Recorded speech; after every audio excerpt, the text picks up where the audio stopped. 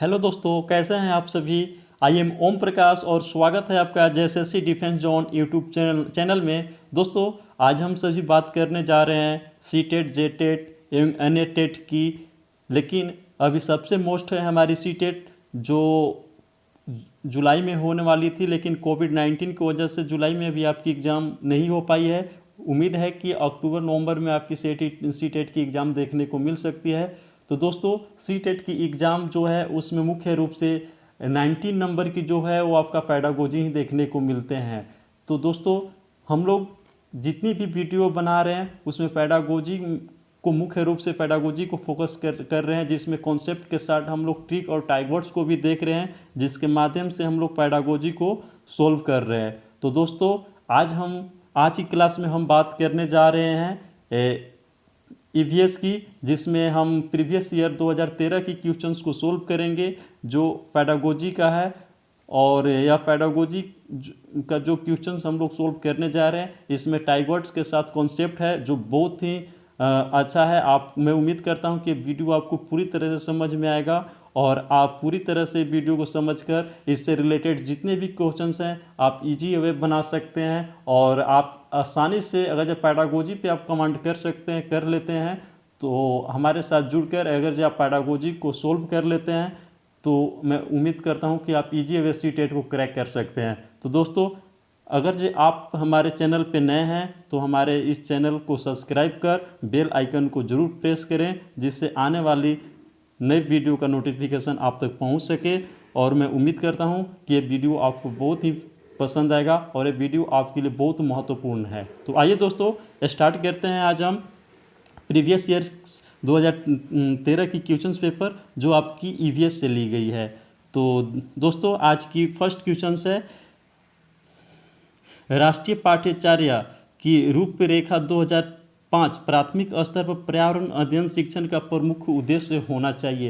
यानी दोस्तों कह रहा है कि जो एनसीएफ यानी राष्ट्रीय, देखिए यहाँ पे देखेंगे राष्ट्रीय जो पाठ्यचर्या की रूपरेखा 2005 है, जिसको हम लोग एनसीएफ कहते हैं। एनसीएफ 2005 प्राथमिक स्तर पर पर्यावरण अध्ययन शिक्षण की प्रमुख उद्देश्य क्या होनी चाहिए। यानी एनसीएफ 2005 के अकॉर्डिंग पर्यावरण अध्ययन शिक्षण का प्रमुख उद्देश्य क्या होना चाहिए। तो दोस्तों, हम लोग यहाँ देखेंगे ऑप्शन ए विषय की आधारभूत संकल्पनाओं की आधारभूत समझ का विकास। ऑप्शन बी देखेंगे विषय के आधारभूत सिद्धांतों को स्मरण करना। सी देखेंगे कक्षीय अधिगम को विद्यालय के बाहर के जीवन से जोड़ना। और ऑप्शन डी देखेंगे स्वतंत्र रूप से प्रयोग करने की कुशलता अर्जित करना। तो दोस्तों, जो क्वेश्चन है आप लोग को समझ में आ गई होगी। क्वेश्चन कह रहा है कि एनसीएफ 2005 के अकॉर्डिंग पर्यावरण अध्ययन शिक्षण का प्रमुख उद्देश्य क्या होना चाहिए। तो आप लोग आंसर देखिए, जो आपका आंसर यहाँ पे सही होगा वो ऑप्शन सी सही होंगे। वो देखिए कैसे होंगे, क्योंकि यहाँ पे बात की जा रही है राष्ट्रीय पाठ्यचर्या की रूपरेखा 2005 यानी एनसीएफ 2005 की बातें की जा रही है। अब एनसीएफ 2005 में ये बातें कही गई थी कि कक्षीय अधिगम को विद्यालय के बाहर के जीवन से जोड़ना है। यानी जो हम लोग कक्षी में जो चीज़ पढ़ते हैं, जो चीज़ हम लोग विद्यालय में सीखते हैं, जो कक्षा में पढ़ते हैं, जो सीखते हैं, उसको विद्यालय के बाहरी जीवन के साथ जोड़ना। यानी जो भी बच्चे विद्यालय में जो चीज़ सीखते हैं उसको विद्यालय के बाहर यानी बाहरी वातावरण, बाहरी इन्वायरमेंट के साथ उनको उस शिक्षा को जोड़ना है। यही बात आपको राष्ट्रीय पाठ्यचर्या 2005 यानी एनसीएफ 2005 में कही गई थी। चलिए 71 देखेंगे कि निम्नलिखित में से कौन सा प्राथमिक स्तर पर पर्यावरण अध्ययन की पाठ्यचर्या की आवश्यकता का अनुरूप नहीं है। देखिए यहाँ पे नेगेटिव जो है वो निगेटिव क्वेश्चन पूछ रहा है, यानी नहीं वाला क्वेश्चन पूछ रहा है। यानी इसमें नहीं वाला ऑप्शन वाले क्वेश्चन पूछेंगे, उस ऑप्शन में आपको निगेटिव ऑप्शन को ही चुनना है। तो देखिए क्वेश्चन कह रहा है कि निम्नलिखित में से कौन सा प्राथमिक स्तर पर पर्यावरण अध्ययन की पाठ्यचर्या की आवश्यकता के अनुरूप नहीं है। यानी कौन सा पाठ्यचर्या पर्यावरण के कौन सी पाठ्यचर्या पर्यावरण अध्ययन के देखेंगे। क्वेश्चन 71 कह रहा है निम्नलिखित में से 71 देखेंगे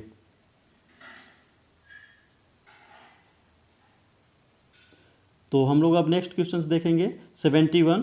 यहाँ पे कह रहा है कि निम्नलिखित में से कौन सा प्राथमिक स्तर पर पर्यावरण अध्ययन की पाठ्यचर्या की आवश्यकता के अनुरूप नहीं है। देखिए दोस्तों, यहाँ पे नहीं यानी निगेटिव क्वेश्चंस पूछ रहा है, तो इसमें इस क्वेश्चंस में हम लोगों को जो निगेटिव ऑप्शन है उसको देखना है। तो देखिए ऑप्शन ए कह रहा है उससे काम की दुनिया में प्रवेश के लिए शिक्षार्थियों को ज्ञान एवं कौशल से लैस करना चाहिए। उसे शिक्षार्थियों में पर्यावरण के सरोकार को उत्पन्न करना चाहिए। उसके बाद नेक्स्ट ऑप्शन देखेंगे, उसे शिक्षार्थियों को उन पद्धतियों और प्रक्रियाओं को अर्जित करने में शामिल रखना चाहिए जो नए ज्ञान को उत्पन्न करने में आगे ले जाएं। उसे शिक्षार्थियों के मानसिक स्तर के अनुकूल होना चाहिए।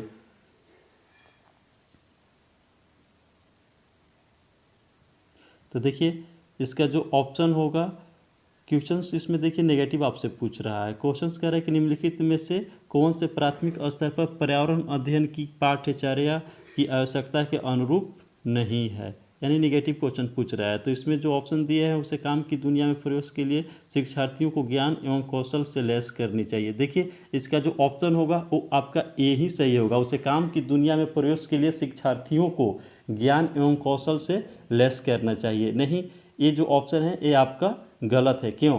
क्योंकि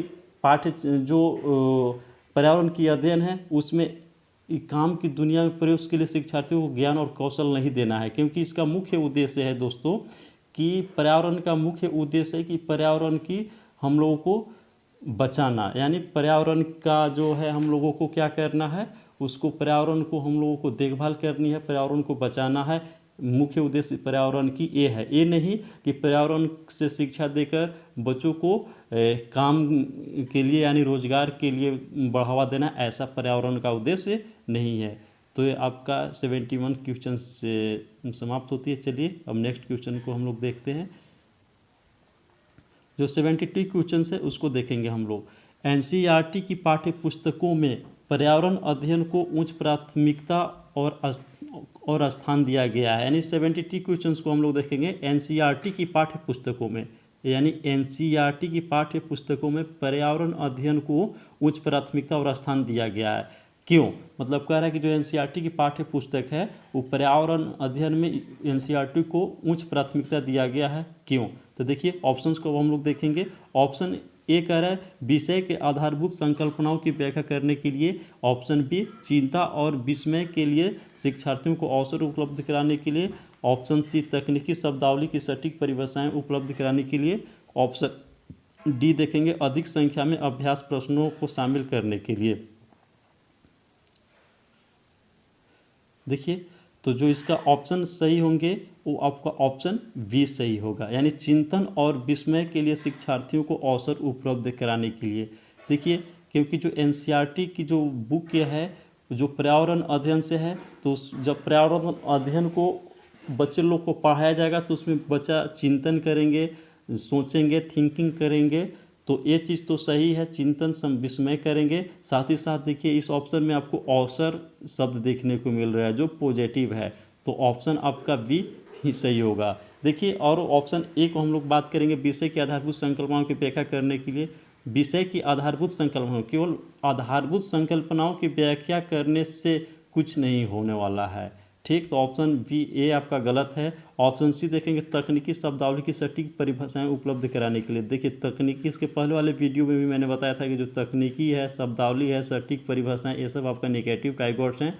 तो ये सब तो आपका ऑप्शन जहाँ पर भी तकनीकी शब्दावली सटीक परिभाषाएं देखने को मिलेंगे उस ऑप्शन को आप लोग देखते ही काट देंगे, तो ये ऑप्शन आपका गलत हो गया। चलिए अब नेक्स्ट हम लोग देखिए इसका जो अधिक संख्या में अभ्यास प्रश्नों को शामिल कराने के लिए। नहीं, ऐसा भी नहीं है, एनसीईआरटी बुक में ऐसा नहीं कहा गया है कि आप अधिक संख्या में अभ्यास प्रश्नों को शामिल कर सकते हैं, तो ये भी ऑप्शन आपका गलत है, यानी जो ऑप्शन आपका सही होंगे ऑप्शन नंबर बी सही होंगे। चिंतन करना, विस्मय करना और सोचने के लिए शिक्षार्थियों को सोचने का मौका देना या शिक्षार्थियों को अवसर उपलब्ध कराना, ये आपका पॉजिटिव टाइगर्स है। नेक्स्ट है आपका 73, उसको देखेंगे। पर्यावरण अध्ययन की पाठ्य पुस्तकों में कविताओं और कहानियों को शामिल करने का निम्नलिखित में से कौन सा उद्देश्य नहीं है। देखिए दोस्तों, यहाँ पे निगेटिव पूछ रहा है, कह रहा है कि पर्यावरण अध्ययन की पाठ्य पुस्तकों में कविताओं और कहानियों को शामिल करने का निम्नलिखित में से कौन सा उद्देश्य नहीं है। यानी इसका जो ऑप्शन होगा वो निगेटिव वाला ही ऑप्शन होगा। जब निगेटिव क्वेश्चंस पूछते हैं तो उसका ऑप्शन भी हमेशा उसका क्या होगा, तो निगेटिव ही होगा। तो ये देखेंगे, विषय में रुचि का विकास करना, ऑप्शन बी देखिए है आपका।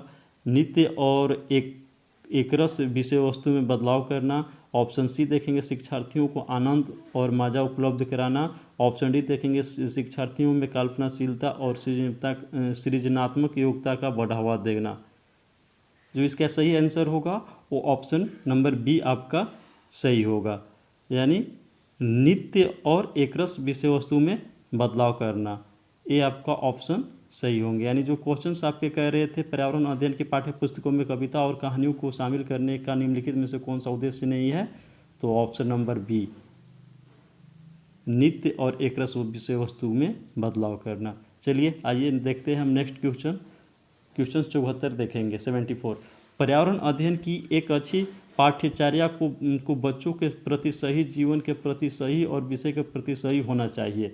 पाठ्यचर्या को निम्नलिखित विशेषताओं में कौन सी उपयुक्त आवश्यकता को पूरा नहीं करता। देखिए दोस्तों, यहाँ पर भी आपका निगेटिव क्वेश्चन पूछता है, पाठ्यचर्या की निम्नलिखित विशेषताओं में कौन सी उपयुक्त आवश्यकता को पूरा नहीं करती। तो देखिए ऑप्शंस ए हैं आपके, यह भय एवं पूर्वाग्रहों से मुक्त होने के मूल्य को बढ़ावा देती है, यह विषय को एक सामाजिक प्रक्रम के रूप में देखने के लिए शिक्षार्थियों हेतु आवश्यक है, यह शिक्षण अधिगम प्रक्रिया पर अधिक बल देती है, यह शब्दावली और परिभाषाओं पर अधिक बल देती है। देखिए इसमें आपको नेगेटिव ऑप्शन पूछे थे, इसलिए इसका जो आंसर होंगे वो आपका निगेटिव ऑप्शन ही होगा, यानी ऑप्शन नंबर डी सही होंगे। क्योंकि देखिए यह शब्दावली और परिभाषाओं पर अधिक बल देती है। तो जो शब्दावली है दोस्तों, ये निगेटिव टाइप वर्ड्स है, परिभाषा आपका निगेटिव टाइप वर्ड्स है, और अधिक बल देना ये अभी आपका यानी शब्दावली और परिभाषाओं पर अधिक बल देना ये आपका निगेटिव सेंटेंस और निगेटिव शब्दावली और परिभाषा जो है इसमें नेगेटिव टाइप वर्ड्स भी है, इसलिए ऑप्शन नंबर डी आपका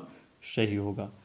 चलिए नेक्स्ट देखते हैं हम लोग 75, नलिनी कक्षा 3 के शिक्षार्थियों को जानवर हमारे साथी प्रकरण से परिचित कराना चाहती है। प्रकरण को और अधिक रोचक तरीके से प्रस्तुत करने के लिए निम्नलिखित में से कौन सी युक्ति सर्वाधिक उपयुक्त होगी। देखेंगे जो नलिनी कक्षा 3 के शिक्षार्थियों को जानवर हमारे साथी प्रकरण को परिचित कराना चाहती है, ठीक ना। प्रकरण को और अधिक रोचक तरीके से प्रस्तुत करने के लिए निम्नलिखित में से कौन सी युक्ति सर्वाधिक उपयुक्त होगी। तो ऑप्शन ए है विभिन्न जानवरों को चित्र को प्रदर्शित करने वाले चार्ट का प्रयोग करना, विभिन्न जानवरों के चित्र को श्याम पट पर बनाना, सी है जानवरों तथा उसकी उपयोगिता पर आधारित फिल्म प्रदर्शित करना, शिक्षार्थियों की पाठ्य पुस्तक में जानवरों के दिए गए चित्र को देखने के लिए कहना।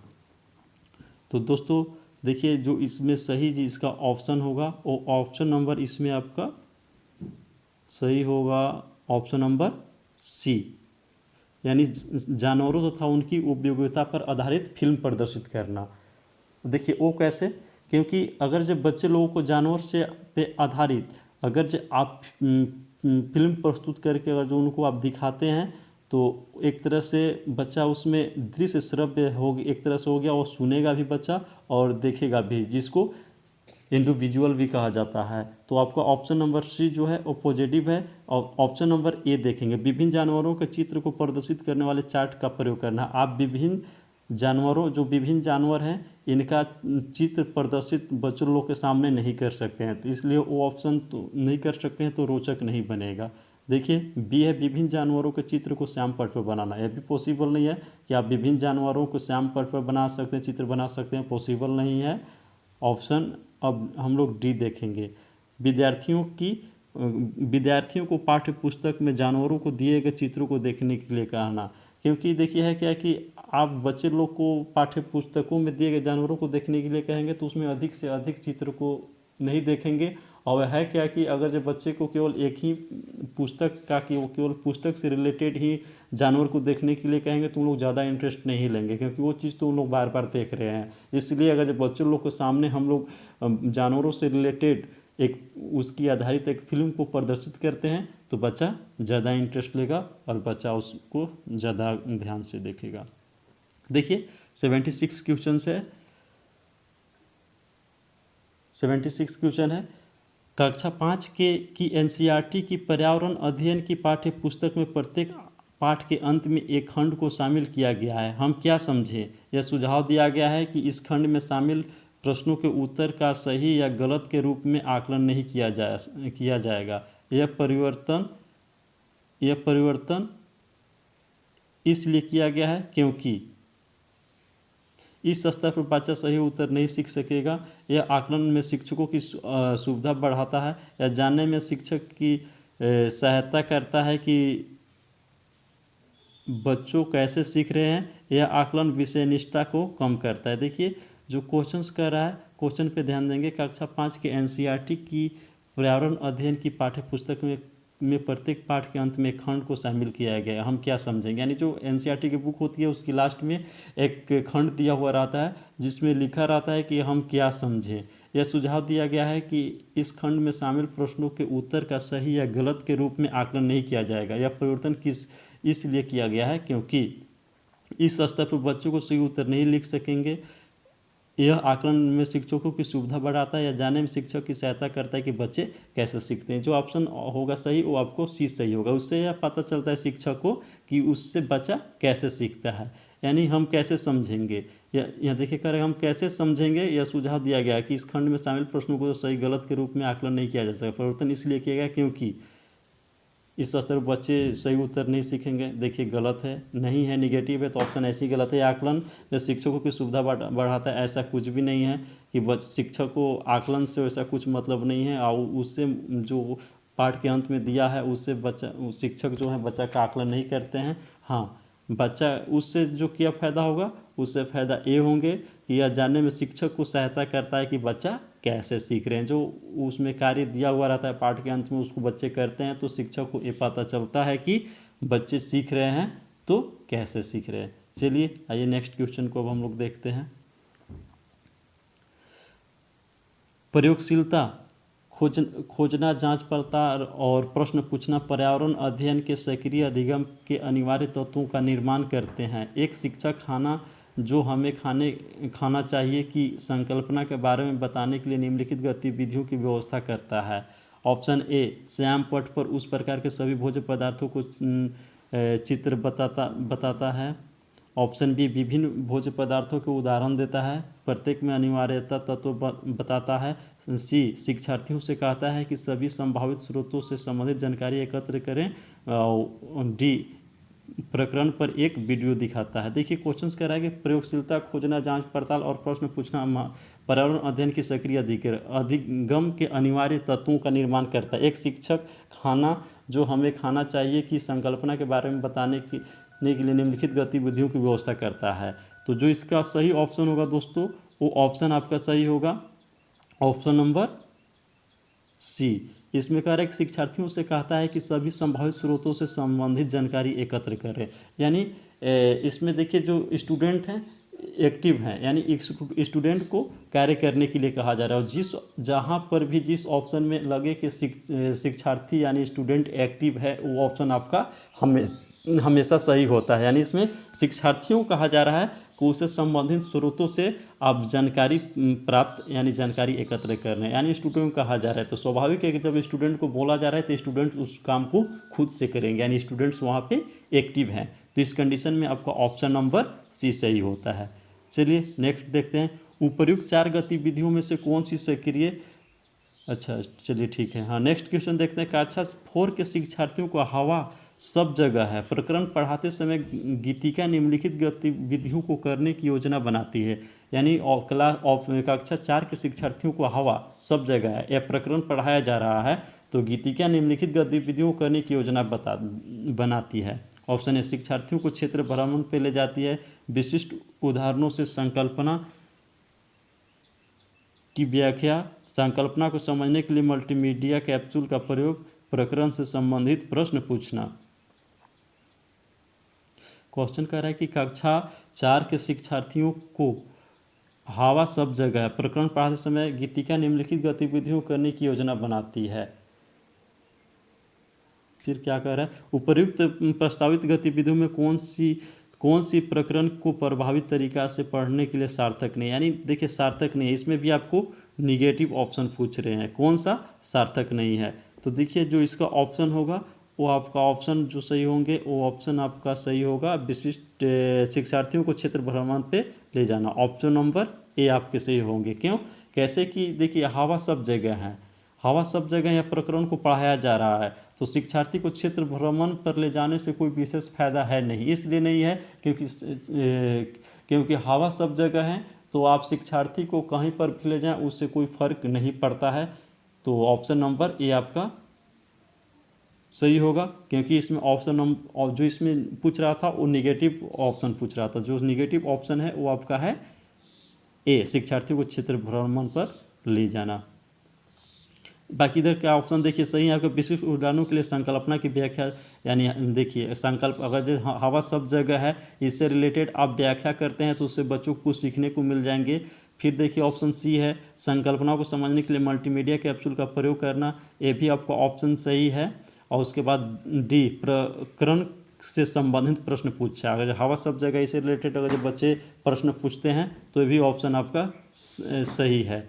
लेकिन ऑप्शन ए जो है ये शिक्षार्थियों को क्षेत्र भ्रमण पर ले जाने से कोई फायदा नहीं होने वाला है, तो इस ऑप्शन में निगेटिव पूछ रहा था। उपयुक्त प्रस्तावित गतिविधियों में कौन सी प्रकरण को प्रभावित तरीके से पढ़ाने के लिए सार्थक नहीं है, तो यानी ऑप्शन जो आपका सही होंगे वो आपका ए ही ऑप्शन सही हो जाएगा। चलिए नेक्स्ट देखते हैं, पर्यावरण अध्ययन की पाठ्य पुस्तक में विभिन्न प्रकरणों में एक खंड करके देखो को शामिल किया गया, जिसका उद्देश्य है प्रत्यक्ष हस्तपरक अनुभव उपलब्ध कराना, परीक्षा में निष्पादन को सुधारना, वैज्ञानिक शब्दावली की परिभाषाएं सीखना, घर में शिक्षार्थियों को व्यस्त रखना। देखिए दोस्तों कह रहा है 79 क्वेश्चंस की पर्यावरण अध्ययन की पाठ्य पुस्तक को विभिन्न प्रकरणों में एक खंड करके देखो को शामिल किया गया, जिसका उद्देश्य है, यानी करके देखो को शामिल किया गया जिसका क्या उद्देश्य है। ऑप्शन ए प्रत्यक्ष हस्तपरक अनुभव उपलब्ध कराना, परीक्षा में निष्पादन को सुधारना, वैज्ञानिक शब्दावली की परिभाषाएं सीखना, घर में शिक्षार्थियों को व्यस्त रखना। इसमें जो ऑप्शन सही होंगे ये ऑप्शन नंबर आपका ए ही सही होगा। क्यों, क्योंकि करके देखो की बात कर रही है, यानी प्रत्यक्ष हस्तपरक अनुभव उपलब्ध करने, हस्तपरक का मतलब हाथ से वो अनुभव उपलब्ध कराने, जब बच्चा खुद से हाथ से प्रत्यक्ष रूप से कर रहा है तो उसमें बच्चा ज़्यादा सीखेगा। देखिए और क्या है इसमें, परीक्षा में निष्पादन को सुधारना, इससे कोई मतलब नहीं है। वैज्ञानिक शब्दावली ऐसे भी आपका निगेटिव टाइगोट है, ऑप्शन ऐसी गलत है। घर में शिक्षार्थियों को व्यस्त रखना, देखिए घर में आपको शिक्षार्थियों को व्यस्त रखना जो है ये आपका निगेटिव ऑप्शन है, तो ये ऑप्शन भी आपका ऐसे ही गलत हो जाते हैं, ये ऑप्शन गलत हो गए आपका ऑप्शन नंबर ए सही होते हैं। चलिए नेक्स्ट क्वेश्चन हम लोग देखते हैं 80 क्वेश्चन। पर्यावरण अध्ययन में एक अच्छे दत्त कार्य का मुख्य लक्ष्य होना चाहिए। ऑप्शन ए प्रभावी अधिगम के लिए पाठ को दोहराई, समय को बेहतर उपयोग सुनिश्चित करना, शिक्षार्थियों को अनुशासन बनाए रखना, अधिगम विस्तार के अवसर उपलब्ध कराने। 80 क्वेश्चन कह रहा है कि पर्यावरण अध्ययन में एक अच्छे दत्त कार्य का मुख्य लक्ष्य होना चाहिए, तो इसमें जो ऑप्शन होंगे ऑप्शन नंबर डी आपका सही होगा, अधिगम विस्तार के अवसर उपलब्ध कराना। देखिए जो अवसर है आपका ए पॉजिटिव टाइगोट्स हैं, इसलिए अवसर जहाँ पर भी दिख जाए वो ऑप्शन आपका हमेशा सही होता है, इसलिए ऑप्शन डी आपका सही होगा। देखिए पाठ को दोहराना नहीं है, निगेटिव टाइगोट्स हैं। समय को बेहतर उपयोग सुनिश्चित करना, कोई मतलब नहीं है इससे। बच्चा लोग प्राइमरी लेवल के बच्चे लोगों को समय से कोई उसका मतलब नहीं होता है, समय से उन लोगों को कोई मतलब नहीं, समय को ज़्यादा इंपॉर्टेंट प्राइमरी स्तर के बच्चे नहीं देख समझते हैं। शिक्षार्थियों को अनुशासन में बनाए रखना, नहीं आप बच्चे को अनुशासन में भी नहीं रख सकते हैं, इसलिए ऑप्शन आपका सी भी गलत है, यानी ऑप्शन नंबर डी सही होगा, अधिगम विस्तार के अवसर उपलब्ध करें, क्योंकि अवसर जो है वो आपका पॉजिटिव टाइगोट्स हैं। नेक्स्ट देखते हैं दोस्तों 81 क्वेश्चन। पर्यावरण अध्ययन के शिक्षक के रूप में चिड़ियाघर के भ्रमण का आयोजन करने का मुख्य उद्देश्य होना चाहिए। क्या होना चाहिए, शिक्षार्थियों को आनंद और मजा उपलब्ध कराना, नित्य शिक्षण कार्यक्रम की एकसरता को बदलना, शिक्षार्थियों को सक्रिय अधिगम अनुभव उपलब्ध कराना, शिक्षा की गुणवत्ता के बारे में अभिभावकों को संतुष्ट करना। देखिए जो इसका ऑप्शन सही होंगे वो ऑप्शन नंबर सी सही होगा। शिक्षार्थियों को सक्रिय अधिगम अनुभव उपलब्ध कराना। कैसे? जब आप बच्चे लोग को चिड़ियाघर का भ्रमण करा रहे हैं, जब बच्चा लोग सामने से चिड़ियाघर को देख रहे हैं तो उससे क्या होगा, बच्चे लोग सक्रिय अधिगम का अनुभव उनको प्राप्त होगा। यानी सक्रिय चीज़ को देखेंगे, सीखेंगे, जानेंगे, इसलिए उनको सक्रिय अनुभव उपलब्ध होगा। तो ऑप्शन आपका सी सही होता है। नेक्स्ट देखिए, क्वेश्चन है आपका 82। सामाजिक विज्ञान के संदर्भ में पर्यावरण अध्ययन पढ़ाने का निम्नलिखित में से कौन सा उद्देश्य नहीं है। यानी यहाँ पर भी आपका निगेटिव पूछ रहा है कि पर्यावरण सामाजिक विज्ञान के संदर्भ में पर्यावरण अध्ययन पढ़ाने का निम्नलिखित में से कौन सा उद्देश्य नहीं है। तो इसे ऑप्शन ए देखेंगे, इसे शिक्षार्थियों को विद्यमान विचारों और अभ्यासों पर प्रश्न करने का योग बनाना चाहिए। ऑप्शन बी, इससे बच्चों को समाज के एक जिम्मेदार सदस्य के रूप में बढ़ने के योग बनाना चाहिए। ऑप्शन सी, इससे बच्चों को सांस्कृतिक अभ्यासों को विविधता का सम्मान करने योग बनाना चाहिए। ऑप्शन डी, इससे बच्चों को मुख्य शब्दावली की सही परिभाषा याद करने की योग बनाना चाहिए। तो दोस्तों जो इसका ऑप्शन सही होंगे ऑप्शन नंबर डी होंगे। इसमें ज़्यादा विशेष बताने की ज़रूरत नहीं है, मैं बार बार बताते आ रहा हूँ कि शब्दावली हैं, परिभाषा याद कराना, ये आपका निगेटिव टाइप वर्ड्स हैं। तो ऐसे ही आपका जो ये ऑप्शन होंगे ये आपका ऑप्शन नंबर डी सही हो जाएंगे। चलिए नेक्स्ट देखते हैं हम लोग 83। कविता पर्यावरण अध्ययन की कक्षा में गरीबी, निरक्षरता और वर्ग असमानता जैसे असामाजिक मुद्दों पर बल देना चाहती है। तो निम्नलिखित में से कौन सा अधिगम अनुभव इस उद्देश्य के प्राप्ति में अधिक प्रभावी होगा। तो ऑप्शन देखेंगे, संबंधित मुद्दों पर विशेष व्याख्यानों का आयोजन करना। ऑप्शन बी, शिक्षार्थियों को संबंधित सामाजिक मुद्दों पर चार्ट तैयार करने के लिए कहना। ऑप्शन सी देखेंगे, शिक्षार्थियों को संबंधित जानकारी एकत्र करने और उनका विश्लेषण करने के लिए सामूहिक परियोजना लेने के लिए कहना। डी देखेंगे, शिक्षार्थियों को संबंधित मुद्दों पर स्लोगन लिखने के लिए कहना। तो देखिए जो इसका ऑप्शन सही होंगे वो ऑप्शन नंबर सी सही होगा। यानी शिक्षार्थियों को संबंधित जानकारी एकत्र करने और उनके विश्लेषण करने के लिए सामूहिक परियोजना लेने के लिए कहना। यानी जो विद्यार्थी है उनको क्या कीजिए, कौन से रिलेटेड यानी सामाजिक मुद्दों से क्या कीजिए कि उनको सबसे पहले सामाजिक मुद्दों की नॉलेज उनको एकत्र यानी जानकारी एकत्र करने के लिए कहिए, फिर उस पर उनको एकत्र करेंगे, फिर विश्लेषण करेंगे, उसके बाद सामूहिक जो है कार्य सामूहिक परियोजना करेंगे। तो इससे क्या होगा कि वो बच्चा ज़्यादा सीखेंगे। यानी बच्चा खुद से एक्टिव है तो उनमें वो 100% उनको नॉलेज होगी। तो ये जो ऑप्शन नंबर सी आपका करेक्ट आंसर होगा। तो दोस्तों एक क्वेश्चन और है आपका 84 क्वेश्चन देखेंगे। प्राथमिक स्तर पर पर्यावरण अध्ययन में रचनात्मक आकलन का शामिल नहीं करता। यानी प्राथमिक स्तर पर क्वेश्चन नंबर 84 देखेंगे कि प्राथमिक स्तर पर पर्यावरण अध्ययन में रचनात्मक आकलन ... को शामिल नहीं करता। तो ये देखिए, शिक्षार्थियों के अधिगम रिक्तियों की पहचानना। ऑप्शन बी, शिक्षार्थियों में कमियों की पहचानना। ऑप्शन सी, शिक्षार्थियों के सीखने को बढ़ाने। डी देखेंगे, शिक्षार्थियों को ग्रेडिंग और रैंकिंग। तो दोस्तों इसका जो सही आंसर होगा वो आपका 84 का ऑप्शन नंबर डी सही होगा। यानी शिक्षार्थियों की ग्रेडिंग और रैंकिंग। क्योंकि देखिए निगेटिव चीज़ पूछा था, तो निगेटिव ऑप्शन पूछा था, तो जब क्वेश्चन निगेटिव पूछे तो उसका आंसर भी हमेशा माइंड में सेटअप करना है कि उसका आंसर भी निगेटिव ही होगा। तो देखिए ग्रेडिंग हो गया, रैंकिंग हो गया, ये चीज़ आपके सारे चीज़ निगेटिव हैं, तो ऑप्शन नंबर डी सही होंगे। देखिए दोस्तों यहाँ पे सबसे बड़ी चीज़ एक चीज़ नया चीज़ आ रहा है कि रचनात्मक आकलन होता क्या है।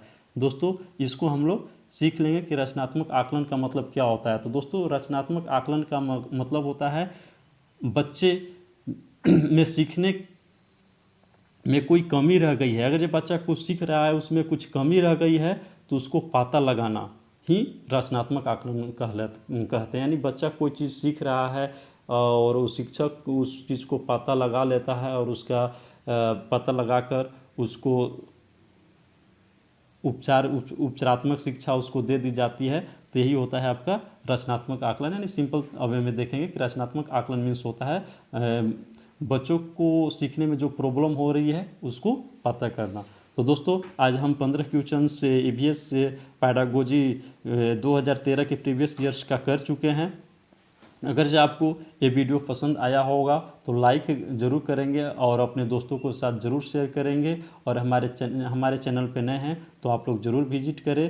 चलिए दोस्तों आज क्लास को यहीं समाप्त करते हैं। Thank you.